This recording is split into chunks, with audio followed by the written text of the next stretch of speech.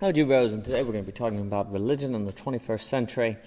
And this was inspired by my discussion with Layman, Pascal, Dimitri, and Cadell, and the conversation can be found on Absolute Spirit. And it was a pleasure to be part of it, and I really liked all the different angles and ideas that everyone brought to the conversation. I talked a lot on a book by the great Mark Edmundson, poetry professor at UVA. He's a wonderful, wonderful individual, and he wrote a book called Why Football Matters. And this came up in the conversation to Absolute Spirit. And Mr. Edmundson is this rare individual who brings together artistic and poetic sentiment with taking football seriously. I think most kind of poets kind of laugh at sports like football and think it's barbaric. But Mr. Edmundson is a tragic thinker, and tragic thinkers tend to be notably rare, and he is able to give us a view of football that I think is actually helpful for understanding what religion today needs to be like and should be like. Now, we should know there's a chapter in the book that warns of the danger of this weird relationship between Christianity in America and football, but we're not really talking about that. We're not talking about that like football or sports needs to be religious, but that there's something about what we learn in sports or what sports focuses on and the tragedy of sports and the trade-offs that might give us a perspective on what religion today would look like if religion is not mainly in the business, say, of dogmas, metaphysical principles, or things like that. If it's not, then the question arises, what is religion? And I think also we have to ask, what is religion if it's not just a social arrangement? Like, what's the difference between a social organization and a religion?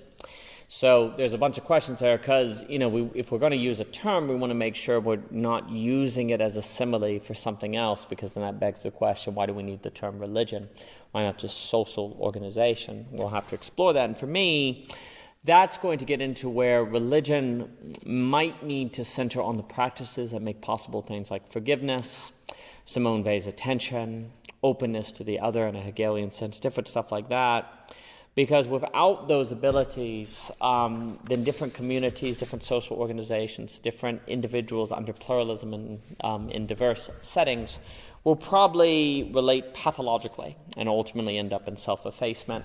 And if religion has something to do with the training grounds by which we can learn to live with the other and interact with the other from within our own social organizations and social arrangements, I think that's going to be very important. And that also, though, is going to get into why, following Wolf, who wrote Exclusion and Embrace, we need to think about religion as in the business of giving rise to certain social agents more than social organizations. But anyway, Edmundson sums up his book on football with this lovely paragraph. He says, "The game can make a player intolerant of gentleness. It can help turn him into a member of a pack that mistreats and even scapegoats others, the weak, the differently made. The game can make men unthinking. Their football-based character often seals them off from real reflection. They seem to talk and even to think like machines. Football can encourage illusions about war and heroicism. The game's relation to America's racial politics is distressing to contemplate. And football's merger with religion, especially Christianity, isn't far short of ridiculous." So we could make similar points about religion and all of its troubling tendencies. But Edmundson tells us with a smile, after saying all that, I get a look at my jersey nearly every day. So I think, for me, Edmundson captures a feeling about the sport that I think describes religion, or how I can feel about religion. The dangers of religion have become extremely clear, and yet I still look fondly back upon my involvement in, say, church and choir and the like. How do we make sense of this paradox? Not easily, I don't think, but if we are to think religion in the 21st century, we must. Wherever there's an institution, there's the risk of the banality of mass thinking, the banality of evil.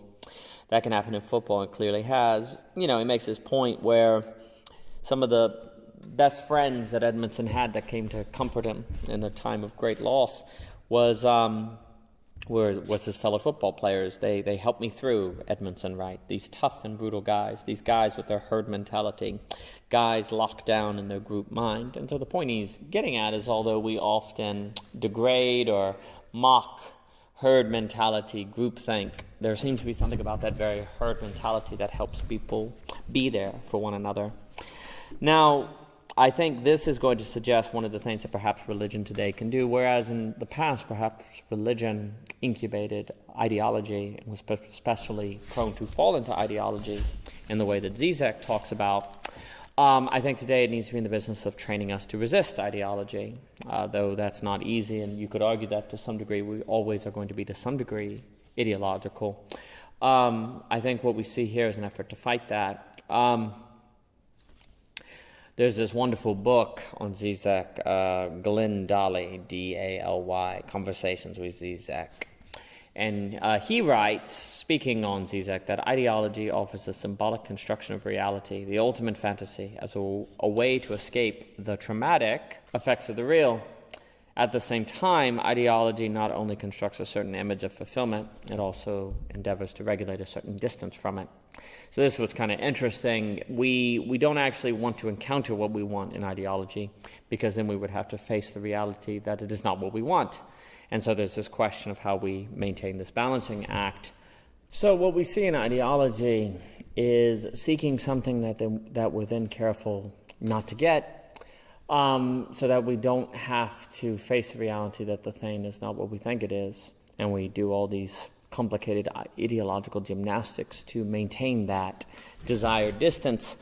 And religion would have us face the real and deny these kind of balancing acts. But how might we face the real and so deny these balancing acts? Well, that takes training. And, you could say that the blending of Christianity and football that Edmundson describes is an example of lacking this training. Instead of using, say, religion to deny ideology, religion gets used in service of ideology. And 21st century religion, if it's going to be different, I think will need to work against its tendency to support balancing acts. A lot could be said on how, what this would show actually, what Edmundson describes, is how football and religion can be used in service of ideology. But the reverse is going to need to be the case. The points and ideas elaborated on in Belonging Again.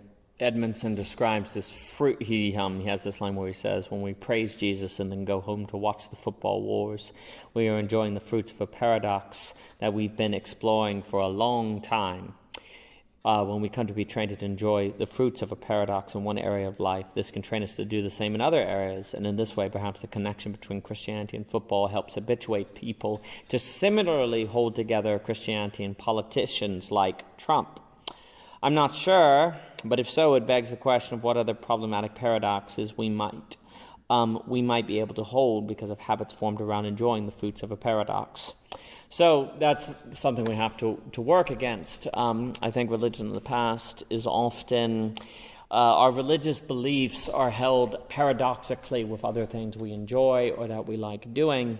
And since we get habituated and used to so holding a paradox, we might be able to continually participate in problematic paradoxes. And this is not taking seriously contradiction paradox like Hegel says. This is a very problematic form of holding paradox, that we don't actually accept the paradox, we don't face the paradox, we deny the paradox as we participated in it, and thus it proves self-effacing.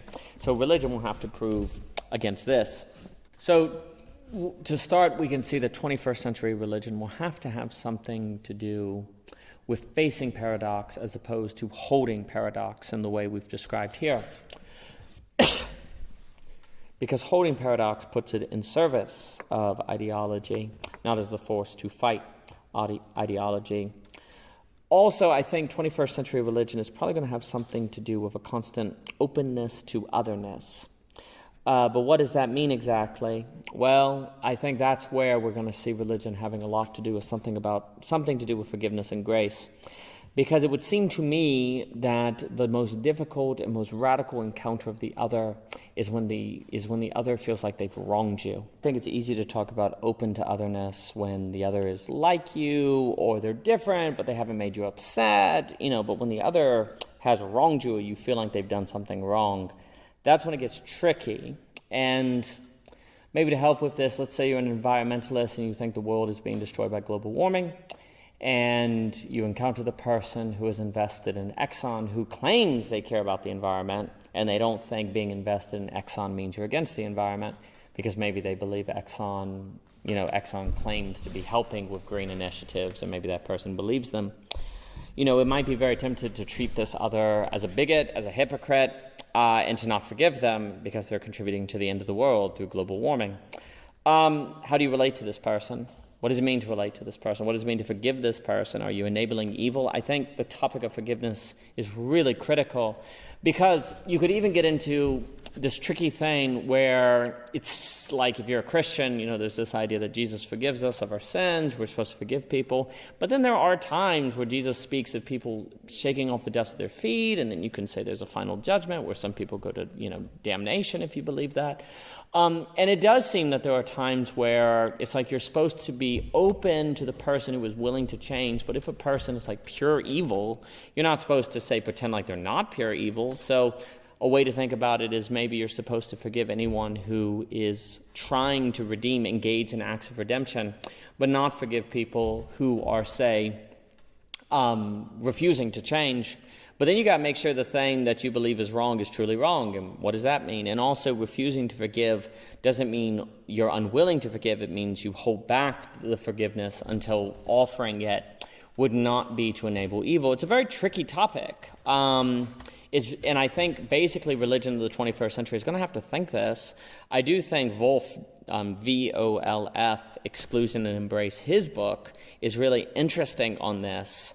And he's going to be surveying, he opens that book surveying different approaches to the problems of identity and otherness and the conflicts that rage around them. He talks about the universalist option, the communitarian option, and the postmodern option. And then he proceeds to write, though in many respects radically different, these three solutions share a common concentration on social arrangements. They offer proposals on how a society, or all of humanity, ought to be arranged in order to accommodate individuals and groups with diverse identities living together. These proposals do entail important perspectives about persons who live in such societies, but their main interest is not social agents, but social arrangements. In contrast, I want to concentrate on social agents instead of reflecting on the kind of society we ought to create in order to accommodate individual or community heterogeneity. I will explore what kind of selves we need to be in order to live with harmonies with others. So he's going to be talking about social agents versus social arrangements, but then that still begs the question, what is the right way for the social agent to go about grace and forgiveness and it not be enabling evil? I mean, if you just forgive everyone for everything, you don't really have to think, right? You don't have to be discerning. You just, forgive. And that risks being very one-sided. That risks being very problematic. And of course, it runs the risk of where forgiveness... I mean, it can be easier to forgive people, right? Where you're just like, oh, don't worry about it, it's okay. Where you're not taking a stand and you're passive and you get rolled over. And so that can be really problematic. But what would it mean to be a social agent who finds that balance between forgiveness, grace, justice, so on and so forth? Well, this is what we need to think. And I think sometimes we've tried to deal with the problem with law. We've just said, okay, we'll put in law what constitutes justice, what constitutes forgiveness, what you need to do to receive bail.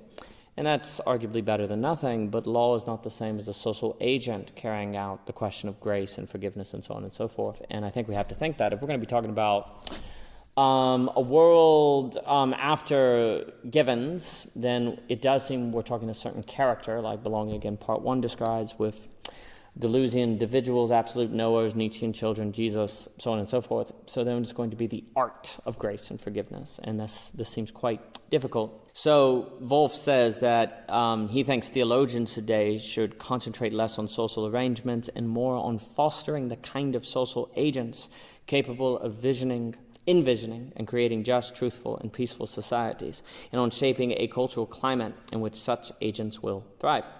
That does seem correct. And for Wolf, there is no other way for us to place identity and otherness at the center of theological reflections on social realities, which means there is no other way to think religion for the 21st century. If we are not thinking social agents, all thoughts of social arrangement will be for naught. I think there's a lot of truth to this. So what does it mean to think social agent? That's going to get into Lacan's The Real, psychoanalysis, all the stuff of Belonging Again, Part 1. And it's going to require of us facing the problem of forgiveness and grace. And I think we really need to think this. And so that's put before us. The paper will next move into some other reflections on particular skills that these social agents will develop, and it is according to these skills that we might have a metric by which to determine things like leadership and authority. For more about O.G. Rose, please visit ogrose.com, Twitter, Anchor, Instagram, so on and so forth, and thank you so much for your time.